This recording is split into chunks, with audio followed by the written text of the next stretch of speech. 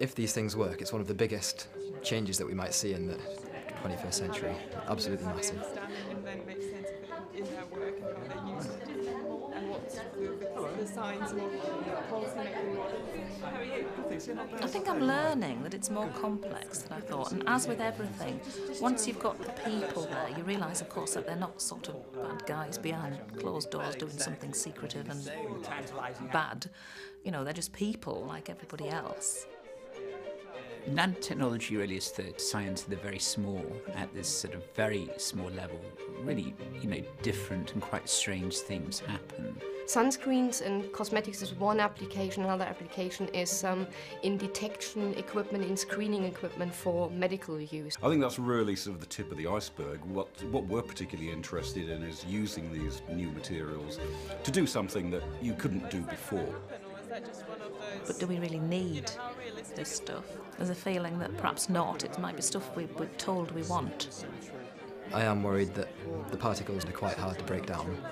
They can get through cell walls. They're a bit like asbestos fibres, so we've seen what that can do for people's health.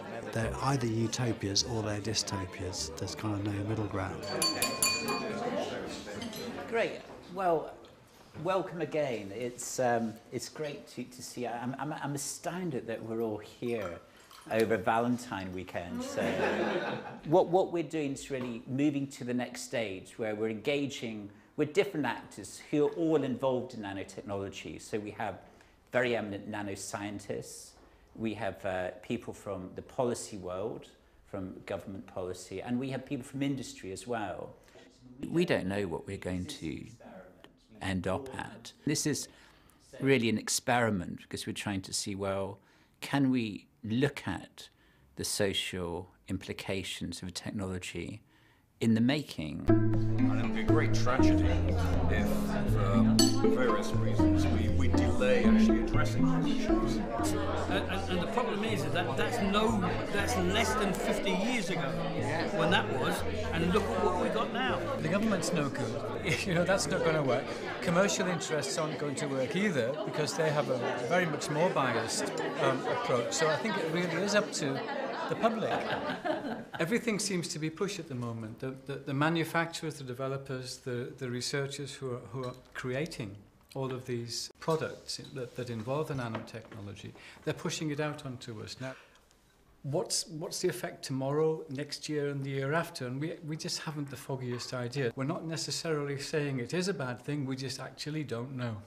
The fear of not being able to control or know the end results, as opposed to immediately seeing some good results early, but really not knowing what could happen afterwards. So as a result, you would feel that you've not been informed, you've not been made aware of these kind of developments as such, and that creates a natural suspicion. That's why this being made an example when at the same time. Without us knowing, these things were already being used. We were using them without necessarily knowing that nano was involved. You've words, haven't you? You are very emotive words like power, like changing in infinitesimal, small processes which the mind can't conceive in terms of trying to understand those kind of things, which are naturally scary.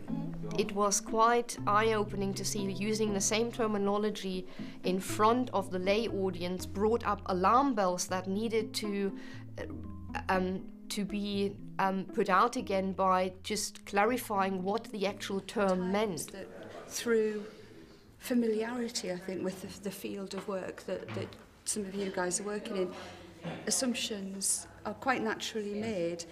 Sometimes it just has to be taken right back to the level of communication that says, right, are we all comfortable that we all know what we're talking about? I mean, if you can communicate, then you start being able to allay a lot of these fears and suspicions. There's a lot of misinformation as well with things like nanotechnology, and people get very confused about things like human modification and privacy, surveillance, and all these kind of things that really don't have much in connection with nanotechnology. But because if you start Googling things or looking it up in Wikipedia, you find all kinds of links, and then you can put on whatever spin you like for any technology. But it did seem a bit alarming to start with. actually probably increasingly so the more I find out about it.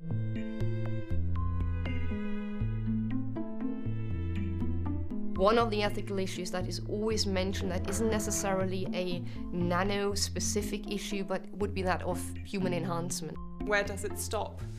We're now talking about genetic modifications, abilities to change, to treat cancer, for example, but where do we cross the line to human enhancement? The demand of the population will dominate this development, and no one will be able to say, oh, hang on, this is where we should stop. It questions what it is to be human, to start with.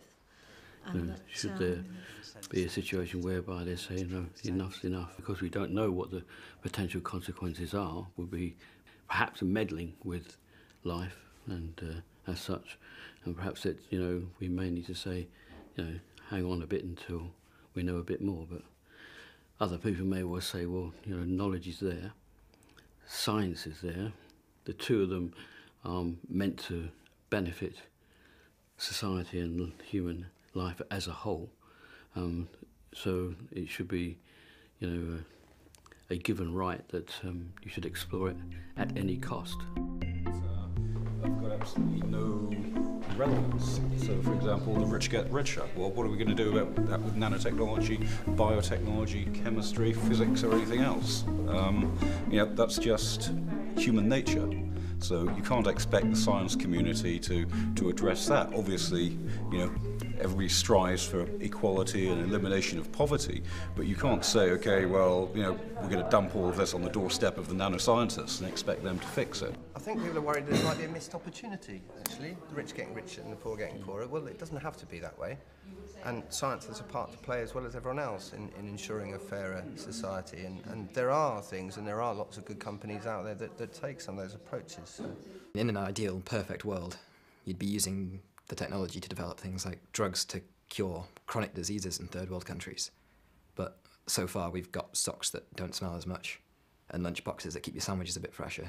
I think science should abrogate its responsibility in relation to dismissing rich get richer and poor get poorer, because it's more down about the development of a product as opposed to the outcomes of the selling of that product. I think is wrong. As soon as you've said that, then from a point of view of somebody who's interested in democracy and interested in countries not entirely being run by corporations, you need to say, well, okay, if we're going to do science that's goal-oriented, whose goals are those? Where should that control sit? Government, scientists, an independent body, in some way, shape or form. Probably everybody involved in it has an area of control, but as to who has the overall arching control that says you can't give that out or you keep that secret, I really do not know the answer to that. No, it's a very natural question as to ask is, well, who's in charge of this? Yeah. And the answer is no one's in charge of innovation. It happens all over the world, all kinds of different areas, lots of different companies are doing it. And so I suppose the worry that I have in this context is the issue of who actually does look after the long term, who is really thinking in a big way about what society is going to look like in 20 or 30 years.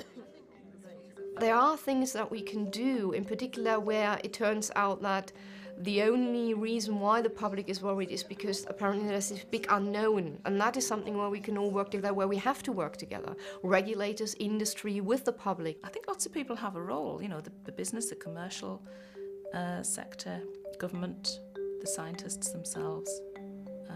I think we all have a part to play.